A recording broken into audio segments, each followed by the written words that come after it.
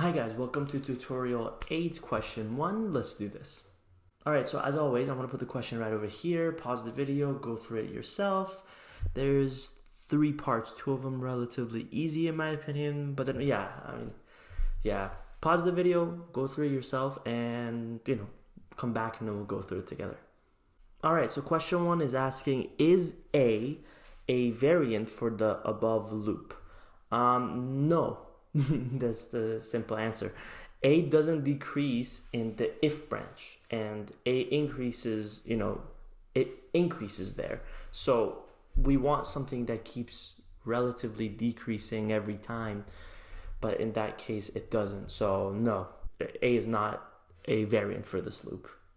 Alright, for question 2, it says, is A plus B a variant for the above loop? And no, again, because A plus B doesn't decrease in the if branch. As you can see here, in that if statement, there is no decreasing happening. It's just a switch that's happening. So A plus B, even though A and B are changing, there's some isn't changing, right? A plus B is still remaining the same. So, no, it's not a good variant for this loop. Alright, so 3, it says state and prove a variant for the above loop. Now, you might come up with something yourself, and it might work out, but, I'm going to give it a go myself and see if, if you agree with me or not. I'm pretty sure you would. Makes sense. I'm teaching this. But, if I'm wrong, just let me know. But, I'm going to give it my best. So if look in the code, you want something that's going to work for the loop at all times, regardless of which case you are. In this loop, we have 2 cases, the if statement and the else statement, right? So, in the else branch, when you take a look at it, A is the only thing that's there, and thankfully, A decreases every time. So A has to be in our variant in some shape or form. We don't know how, but it has to be in there because what if it goes into the else statement? We need it to decrease every time. So A has to be a part of it. Now, in the if branch, look at the other case, we can see that, it says A and B switch with each other. And we know that the larger value is B because that's the if statement, if B is bigger than A or if A is smaller than B. So if we know that B is bigger than A, why don't we incorporate B into there? Because B decreases after every if statement in that loop. If you take a look at it, every time A and B switch under that if statement and B is bigger, so B is becoming smaller every time. And we can see that in that if statement, B needs to be some other thing that needs to be incorporated. Now, oh my God, Dan, no way. B and A both have to be used in our variant? You don't say, fam.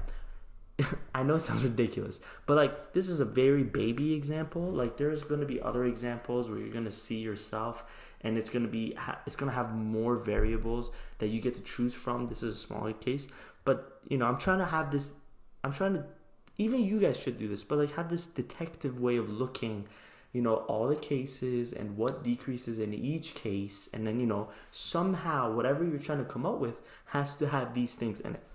Now, in the previous example, in number 2, we were like A plus B, and you were like, okay, well, it doesn't work. So how can we tweak that, right? A minus B, A this or that, blah, blah, blah, blah. Well, the one I chose, I thought it would be a better one. In my opinion, it was 2B plus A. Now, you might be asking yourself, why?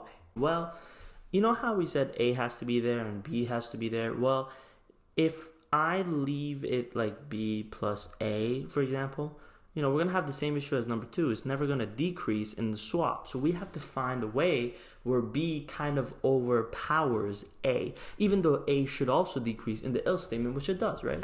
So I was like, all right, fine. We'll make it bigger, but I don't know. We'll double it, right? We'll just double it. So I said 2B plus A. And every time this is going to get, and you go through it, you'll see that it gets smaller in every iteration. Now, if you go to your page 59 of your notes, I'm actually going to put the snippet right here.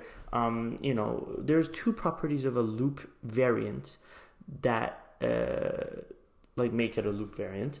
The number 1 is that V decreases with each iteration of the loop, right? The V being loop invariant. So every time it decreases, like I said. And number 2 is that v is always a natural number at the beginning of each loop iteration, right?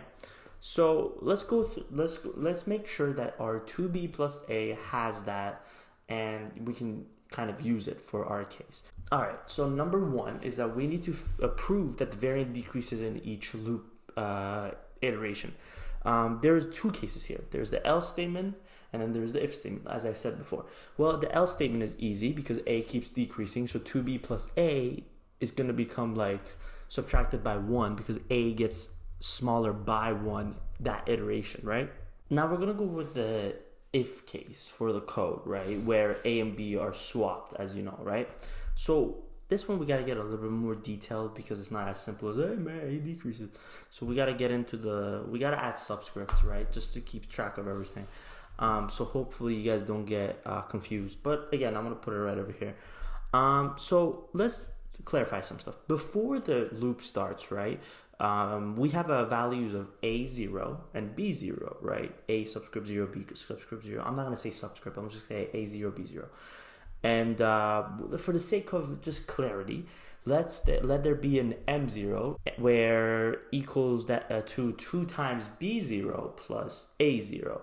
Or, you know, suppose the variant we've chosen, right? And by the if statement, because we're going into that case, right? This is the case we're working on. We know that A0 is smaller than B0. So we know our facts, you know, we have them down. All right. After the iteration, when we do the swap and all that jazz, right? We have that A1, right? A subscript 1 equals to B0 because they've been swapped, right? And we have that B1 equals to A0, right?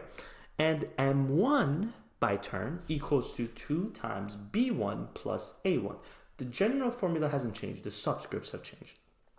But now, since we know the original values of what A1 and B1 were, let's plug those in, right? We're going to say that, all right, 2B1 plus A1 equals to 2A0 plus B0. Now, we have to show that this inequality is true. The inequality that 2 times A0 plus B0 is smaller than 2 times B0 plus A0. If you look at the left side, it's 2 times A0 plus B0. Let's get rid of that B0. Let's subtract both sides of this inequality with B0, right? So we're going to be left with 2A0 smaller than 1B0 plus 1A0, right? Okay, great.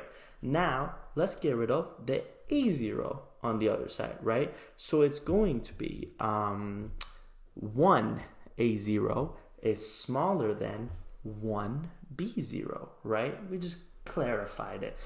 And this kind of rings a bell, right?